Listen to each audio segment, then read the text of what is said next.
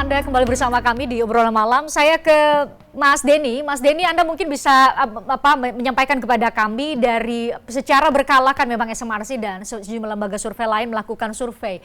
Tapi apa yang faktor yang membuat elektabilitas tokoh atau sosok baca pres itu kemudian bisa turun naik, tapi kelihatannya kalau Anda tadi kami cuplik Anda turun naiknya juga sedikit, tidak berpengaruh besar. Apakah karena faktor baik itu Pak Ganjar maupun Pak Prabowo itu dipersepsikan adalah bagian dari pemerintahan terkait dengan tingkat kepuasan Pak Jokowi yang sangat tinggi, dan di sisi lain tadi seperti dikatakan oleh Prof. EG bahwa koalisi yang dipersepsikan di luar dari pemerintahan saat ini yaitu Koalisi Perubahan untuk Persatuan belum terlalu kentara untuk bisa menjelaskan kepada publik apa inti dari perubahan atau apa perubahan yang hendak ditawarkan kepada masyarakat. Mas Denny. Baik, terima kasih Christian. Jadi memang dalam 3 tahun terakhir kita melihat suara calon-calon itu sangat dinamis ya. Kalau pada tahun 2020 yang lalu Pak Prabowo masih unggul dari calon-calon lain, kemudian pada tahun 2021 sampai akhir 2022 Pak Ganjar berada di posisi nomor 1, sempat juga Pak Anies Baswedan itu menyalip Prabowo di bulan Oktober atau November di sana. Kemudian di akhir ini kemudian ada persaingan yang sangat ketat antara Pak Prabowo dengan Ganjar Pranowo dalam kira-kira 3 atau 2 bulan terakhir. Sementara itu Anies Baswedan kami melihat ada cenderung penurunan. Kalau kita lihatnya dalam 2 bulan terakhir, terlihat memang kelihatan ada tarik-menarik suara antara Ganjar dengan Prabowo. Tetapi kalau kita tarik lebih jauh lagi dalam 1 tahun terakhir, maka di sana terlihat juga ketika Pak Prabowo mengalami penguatan, ternyata Anies sedang mengalami pelemahan. Jadi tarik-menarik itu bukan hanya antara 2 calon saja, tapi juga antar ketiga calon ini. Nah, pertanyaannya tadi, apa yang membuat ada fluktuasi suara dari waktu ke waktu?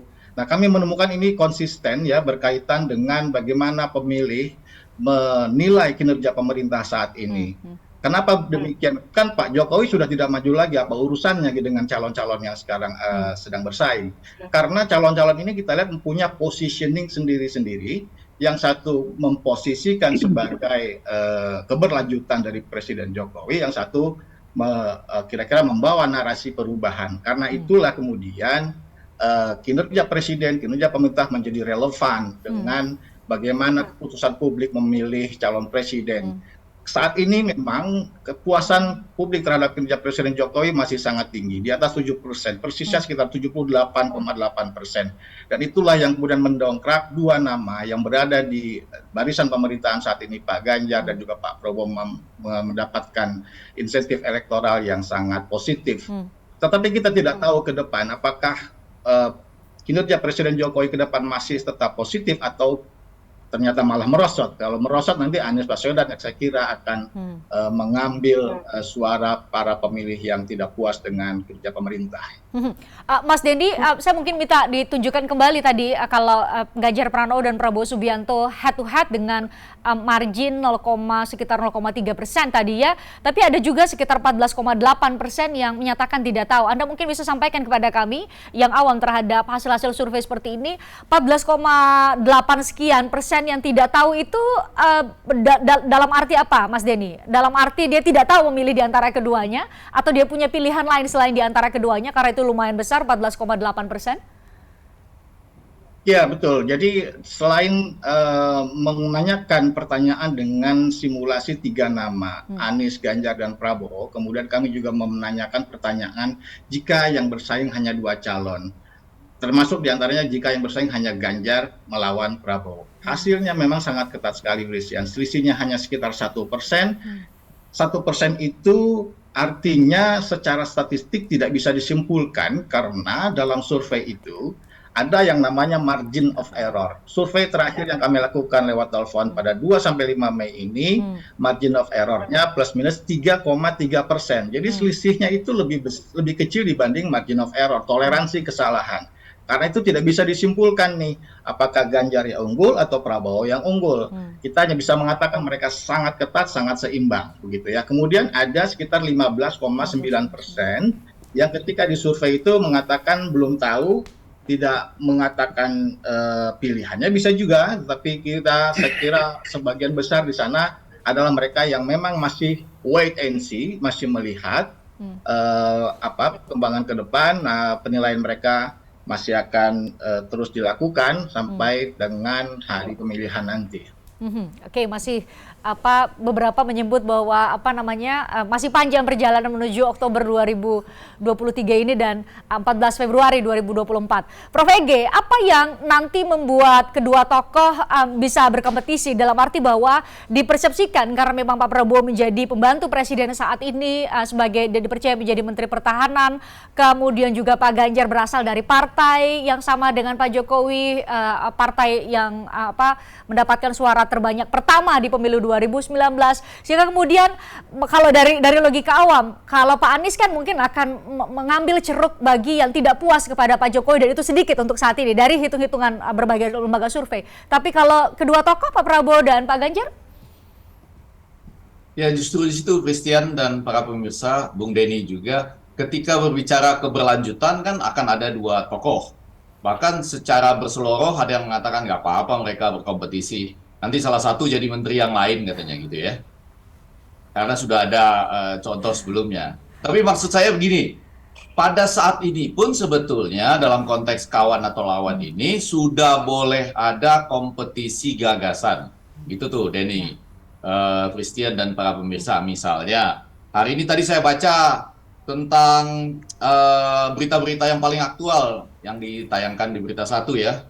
Ada nakes yang sedang melakukan unjuk rasa terkait dengan RUU Kesehatan ya, yang diturunkan dari Omnibus Law misalnya. Nah, saya mau dengar salah satu dari mereka atau mungkin dua-duanya melakukan kompetisi gagasan tentang itu. Misalnya pada suatu saat nanti, nggak boleh lama-lama itu mengurus perizinan misalnya. Paling lama 3 bulan, tapi ditentukan oleh asosiasi profesinya sendiri.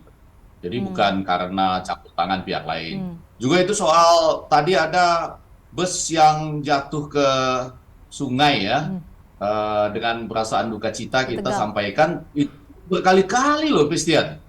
Kejadian bus yang nyelonong begitu rupa ya, karena rem tangannya itu sedih loh kalau kebetulan itu terjadi di antara kita ya, makanya kita berduka cita sama-sama. Tapi poin saya begini, tiba-tiba salah satu dari mereka harus bersuara menyatakan ketika mereka menjadi pemimpin nanti, nggak boleh tuh bus yang usianya pada usia tertentu misalnya gitu ya, melalui perjalanan panjang dari antar kota atau bagaimana. Ditambah lagi, tadi juga ada jembatan putus gitu ya misalnya. Harus ada pengecekan yang wajib dilakukan oleh tim di daerah, misalnya setiap 6 bulan sekali, baik terhadap bus maupun terhadap jembatan itu. Jadi poin saya ini hal-hal sehari-hari yang tadi 3 yang saya kebetulan lihat langsung di Berita Satu. Belum lagi soal IKN. Nih kita bicara apa adanya nih Pak Andreas ya. 2 hari sebelum Lebaran itu saya dengar dari seorang menteri, ternyata belum ada tuh investor yang betul-betul secara realistis menaruh uangnya. Ya, jadi realisasi investasi di IKN itu belum ada gitu. Nah, ditambah lagi, saya kira sebulan sebelumnya, ya, saya mendengar bahwa para pekerja di sana sudah 11 bulan belum digaji. Jadi ini kan sama-sama ingin melanjutkan IKN, tapi strateginya seperti apa gitu. Nah, jadi maksud saya, itu yang menjadi pertanyaannya, Prof.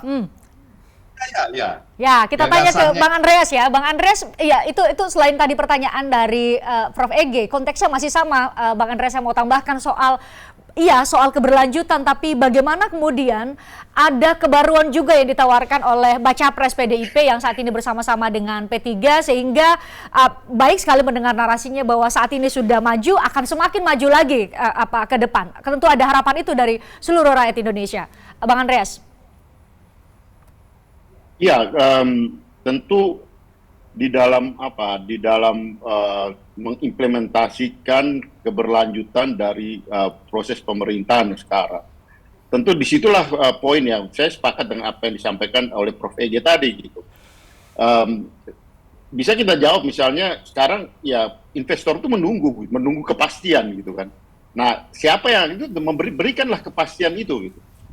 Nah, ini kan situasi yang benar-benar ya bukan cuma buat kita, apalagi buat para investor, para pengamat melihat bahwa banyak hal yang belum pasti di Republik ini gitu dalam situasi sekarang gitu untuk perjalanan ke depan. apa yang dilakukan oleh Pak Jokowi kemarin dengan bertemu dengan para ketua-ketua partai. Nah, disitulah saya lihat sangat positif dalam arti bahwa ya kita ini punya pemikiran-pemikiran yang sama gitu. Dalam banyak hal kita punya pemikiran, kita punya gagasan yang sama. Nah, kalau memang ada perbedaan, ya bagaimana mengimplementasikan perbedaan itu di dalam keberlanjutan ini gitu. Tapi kalau misalnya bisa bersama, bagaimana kita mensinergikan kebersamaan ini untuk melanjutkan apa yang dijalankan ini ke depan. Bersama dengan siapa, Bang Andreas? Ya, poinnya adalah rukun-rukun di dalam proses kerjasama ini gitu. Nah, saya kira disitulah ini Firstin, bagaimana kita membaca situasi ini gitu. Nah, saya lihat bahwa perkembangan ke depan ini masih sangat terbuka untuk ada di dalam proses ya kompetisi di dalam kerjasama atau kerjasama di dalam kompetisi gitu. Dan kenapa? Karena dengan sistem presidensial sekarang, tadi juga Prof. Ege sampaikan di depan, faktanya adalah bahwa ada bagian di mana kita berkompetisi dan itu pasti gitu, yaitu di dalam pileg yang berkaitan dengan ya tiap partai berpikir soal efek elektoralnya gitu, kotel efeknya gitu. Tapi ada ruang di mana kerjasama itu bisa dilakukan melalui proses pilpres ini dan sebenarnya kan narasi yang dibangun selama ini ya ada yang perubahan, ada yang ingin melanjutkan proses pemerintahan yang sudah berjalan, apa-apa yang sudah dilakukan. Nah, di mana nilai plusnya ini gitu? Saya kira disinilah poin dan saya kira rakyat atau masyarakat menunggu itu, termasuk tadi ya misalnya para investor itu pun pasti menunggu hal ini gitu. Jadi saya kira ya ini waktunya kita lihat bagaimana perkembangan ke depan, sama seperti kita juga melihat bagaimana keputusan ini dibuat untuk kemudian ya para pemimpin ini ya kalau Pak Prabowo kan bisa langsung memutuskan apa yang ingin dilakukan untuk perkembangan untuk ke depan, apa yang beliau harapkan ke depan gitu. Begitupun dengan ya para ketua-ketua partai yang lain gitu. Ya. Kalau di PDI Perjuangan kan sudah jelas kan, kita sudah punya calon presiden kan, dan itu sudah dideklarasikan gitu. Nah, sehingga bagaimana menyambut ini dan prinsipnya di PDI Perjuangan kita terbuka untuk melakukan proses kerjasama ini untuk membangun suatu mengimplementasikan narasi keberlanjutan itu di dalam implementasinya gitu. Ya, ke dalam hal-hal yang strategis begitu ya. Mbak Sarah, pertanyaannya sama juga saya sampaikan kepada terkait dengan Pak Prabowo, karena saat ini Pak Prabowo ada dan menjadi bagian dan menjadi pembantu presiden, sama-sama kemudian menjalankan atau mengejawantahkan visi dari presiden dan wakil presiden. Bagaimana kemudian bisa menarasikan bahwa punya daya pembeda dengan Pak Ganjar Pranowo? Kalau koalisi perubahan kan sudah jelas ada narasi perubahan yang tengah kita nantikan, apa perubahannya. Kalau Pak Prabowo sendiri akan bagaimana? Ya, dengan Pak Prabowo sebenarnya sudah sejak awal bergabung, sudah sangat mengerti, memahami apa yang menjadi bahan pemikiran dari Pak Jokowi. Ada di dalam kabinetnya, ya, berbeda dengan ada di dalam jajaran, tapi ada di dalam kabinet. Jadi betul-betul menghadiri rapat-rapat kabinet, memahami apa yang menjadi bahan pemikiran, apa yang menjadi visi misi, dan saya rasa beliau memang sudah selalu menyampaikan bahwa harus ada peaceful transition of power, ya, yang dimana itu jangan sampai ini yang menjadi kebiasaan, udah ada bagus-bagus, nanti kalau misalkan tiba-tiba ada transisi kekuasaan, apa yang sudah bagus itu diberhentikan hanya karena itu gagasannya si A gitu, itu bukan gagasan kami. Nah, ini yang betul-betul kali ini sudah disampaikan selalu oleh Pak Prabowo, kita akan melanjutkan apa yang sudah menjadi perjuangan dari kabinet selama ini, ya, Kabinet Indonesia Maju, dan kita mau Indonesia lebih maju lagi bersama dengan Pak Prabowo Subianto, yang dimana kita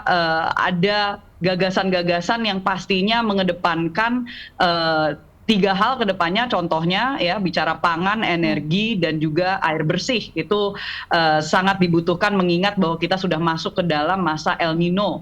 Nah, jadi ini hal-hal yang sebenarnya sudah dilihat dari program-program yang sudah dijalankan saat ini, bukan hanya di Kementerian Pertahanan tapi juga di lintas kementerian, dan itu adalah hal-hal yang saya rasa harus ada kerjasama, dan ini yang selalu ditekankan oleh Pak Prabowo, dan ini beliau sampaikan pada saat menerima Wiranto waktu itu di kediaman beliau, bahwa untuk Indonesia bisa menghadapi apa yang akan kita hadapi ke depan dengan mengingat Indonesia bukan hanya Indonesia saja, tapi Indonesia juga hidup dalam global diplomasi global, dengan apa yang terjadi antara Barat dengan Timur, kita harus bisa kuat secara mandiri, dan satu hal yang sangat penting, para elit harus bersatu, para elit harus bisa bekerja sama. Jadi kita tidak mungkin akan menganggap siapapun itu lawan dalam arti musuh, tapi ayo kita beradu gagasan, setuju dengan Prof. Effendi Ghazali, dan itu semuanya terbaiknya untuk Indonesia, karena Indonesia lah yang harus menjadi pemenang di 2024, dan itu pesan utama dari Bapak Prabowo Subianto. Nah, Prof. Ege, setelah mendengar narasi dari dua perwakilan partai politik nih, ada dari PDIP dan juga Partai Gerindra dengan masing-masing baca pres, ini Prof membayangkan menjadi publik yang nanti akan menentukan pilihan pada waktunya pada 14 Februari 2024, apa yang perlu kami cermati bersama melihat tadi kita sampaikan bahwa tidak lagi bergeser, hanya ada 3 nama teratas, dan saat ini kita bahas mengenai Pak Ganjar dan Pak Prabowo karena keduanya menempati urutan pertama dan kedua. Apa Prof yang perlu kita cermati sebagai publik yang punya hak pilih? Saya belum bisa mencermati sesuatu yang betul-betul bisa jadi pembeda. Mohon maaf, saya terus terang saja, terutama karena mungkin ada persoalan psikologis ya. Biasanya kalau sudah didaftarkan ke KPU gitu, baru kemudian itu dimunculkan secara lebih tajam. Tapi memang kita berharap sebetulnya ada pemicu ketiga juga barangkali ya. Walaupun tadi dinyatakan kita tidak berbicara tentang Anies Baswedan, tapi sebetulnya kalau Anies itu mulai memunculkan gagasan-gagasan perubahannya, Bung Denny ya, yang tentunya sangat penting. Ini koalisi perubahannya kok belum dimunculkan. Nah, tapi ternyata ada 1-2 yang sudah dimunculkan kemarin. Misalnya, Christian dan para pemirsa, mengenai energi hijau tadi. Energi disinggung juga oleh Saras ya, bahwa harusnya kendaraan listrik itu lebih pada pengangkutan umum, kata Anies Baswedan, bukan hanya pada kendaraan-kendaraan pribadi misalnya itu ya. Walaupun saya masih mendambakan kendaraan pribadi yang murah dengan energi listrik itu ya. Cuma tentu harus ada jalan keluarnya, nanti harus diapakan yang menggunakan energi fosil sekarang ini. Tapi hal-hal seperti itu bisa juga jadi semacam pemicu untuk kemudian kita lihat ketika perubahan menyatakan demikian, maka yang berkelanjutan ini itu di antara 2 tokoh yang luar biasa ini itu ingin menyampaikan apa terhadap gagasan penggunaan kendaraan listrik misalnya. Tapi ada satu lagi juga yang menarik nih, nggak apa-apa, ini karena di berita 1 ada Christian lagi, kita bahas tuntas saja. Jadi di antara keberlanjutan ini katanya ada yang menyampaikan bahwa yang ingin dilihat itu siapa yang paling menjamin, ya pelan-pelan saya ucapkan biar jangan salah paham, yang paling menjamin keamanan jiwa raga dari Bapak Presiden ketika nanti sudah tidak menjabat. Saya pakai kata jiwa lebih dulu ya, karena raga itu biasanya aman-aman saja. Di Indonesia mantan Presiden itu soal raga aman semua lah, bahkan nggak ada yang ke pengadilan juga. Ya, jadi soal jiwa maksudnya itu adalah ketenangan batin dari ketika Bapak Presiden atau Ibu Presiden itu selesai masa jabatannya, siapa yang paling menjamin keamanan batinnya gitu. Nah, saya sudah dengar salah satu dari mereka menyatakan kami yang paling menjamin. Dan ini kan terkait dengan misalnya masa depan anak, menantu dan lain-lain sebagainya begitu ya. Nah, ada informasi itu, Prof? Gimana? Ada informasi itu, Prof? Ya, saya pernah dengar itu sebelum live. Jadi kalau kamera dimatikan, ada pembicaraan itu nanti sudah kamera hidup nggak dibahas lagi gitu ya. Tapi seakan-akan nih Pak Andre ada satu kandidat yang mengatakan sudah akan menjamin keamanan sebetulnya begitu. Yang lain belum karena masih menunggu misalnya pendaftaran atau menunggu apa kata partainya begitu. Nah, ini juga bisa jadi pembeda gitu ya. Belum lagi hari ini kita lihat Kaisang mungkin ya menggunakan kaos atau katakanlah menulis di media sosialnya kekagumannya terhadap Bapak Prabowo misalnya. Jadi secara psikologis orang bisa berpikir macam-macam, tapi kalau saya sebagai analis komunikasi politik ingin mengatakan jangan hanya datang ke berbagai daerah ya, baik langsung maupun tidak berdasarkan undangan ataupun kebetulan mungkin baik memilih hari Sabtu Minggu ya, jadi kesannya tetap bekerja di hari sebelumnya Sabtu Minggu baru datang ke tempat-tempat itu. Tapi kalau bisa munculkan kepedulian terhadap tadi ya ketahanan pangan misalnya, itu kan menjadi tugas Pak Prabowo. Ya, sampai di mana saat ini gitu ya. Kemudian bagi Pak Ganjar tentunya pelan-pelan sambil menonton SEA Games ini, nanti kepeduliannya terhadap bola dimunculkan lagi gitu. Nah, ya setelah dulu isu Piala Dunia misalnya, ini kan SEA Games lagi bagus-bagusnya Christian. Kita sudah pasti ke semifinal gitu. ya. Nah, bagaimana? Ini kalau ngobrol, kalau mendengar narasi Prof. Ege nih berarti kita harus bikin satu dialog tersendiri untuk spesifik bahas mengenai visi misi supaya ini juga menjadi pengingat buat kami media-media untuk tidak hanya sekadar baca survei, undang Mbak Sarah nanya itu lagi, Mbak Sarah udah ngangguk-ngangguk. Nanya itu lagi tapi kemudian yang praktis-praktis saja yang kita dengar tadi kan dari berita satu bus kali-kali ke sungai. Para nakes kita mereka harus turun ke jalan loh. Harusnya menunggu kita kan sebagai pasien misalnya gitu. Baik, sebelum bahas mengenai itu spesifik untuk melihat ke depan, kita coba lihat ke belakang untuk belajar tidak mengulang masa lalu. Saya coba nanti Mas Denny usai jeda saya minta untuk Anda bisa mengurai demografi dari masing-masing pemilih, apakah terlihat kemungkinan kita kembali ke terjadi polarisasi antara berbagai, ada 3 tokoh yang muncul di 3 teratas elektabilitas ini, apakah ada kemungkinannya besar atau kemungkinannya semakin kecil dengan adanya Pak Ganjar Pranowo dan Pak Prabowo di urutan 1 dan 2. Oke, kita jeda sejenak, usai jeda kami akan kembali untuk Anda. Tertarik dengan diskusi saya dengan para narasumber? Saksikan obrolan malam dengan topik-topik menarik lainnya. Jangan lupa subscribe ya channel YouTube Berita 1. Like, komen, dan share video ini ya. Terima kasih.